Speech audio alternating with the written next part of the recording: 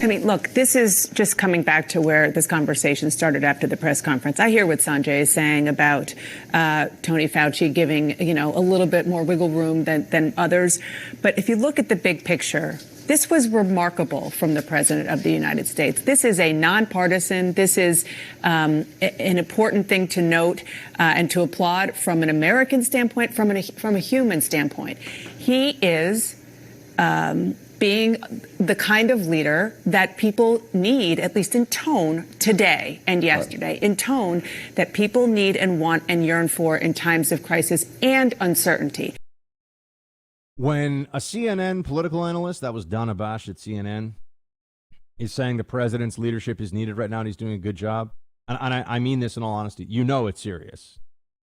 I haven't heard anything like that from anybody who works for that news organization in over 3 years. I've heard a completely consistent stream of the exact opposite, actually, that President Trump was a traitor and horrible and ruining the country and a threat to democracy. And now we see what is effectively a threat to humanity. And it does remind us all of what a bunch of petty nonsense the country was put through for years. We could have been focusing on real problems, real challenges, things like infectious disease, dealing with poverty, dealing with upward mobility. We could have done that.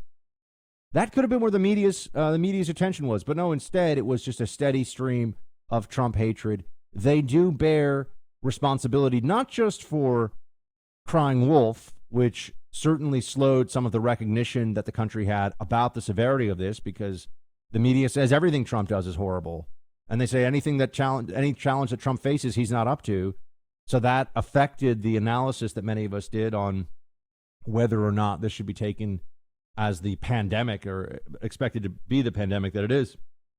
And then you also have the reality of the media using its focus of the public's attention, which does direct things like resources, which does have real effects.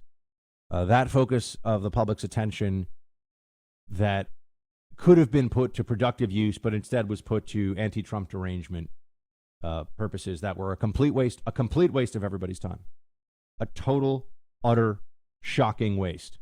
And it's appalling. And they've abdicated the responsibility they have to the American people. Now, all right, I'm getting a little more political than I meant to, but I do have to. I also want to say, thank you to Donna Bash for, and I know it's spelled Dana, but it actually is pronounced Donna.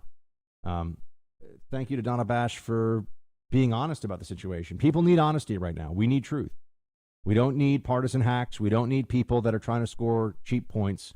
And this is why, I know for some of you it's like nails on a chalkboard, but when I play the Cuomo audio for you in New York, when I've played Newsom saying that Trump's administration's been really helpful, I think it's necessary that we encourage truth-telling from all sides and from anybody right now.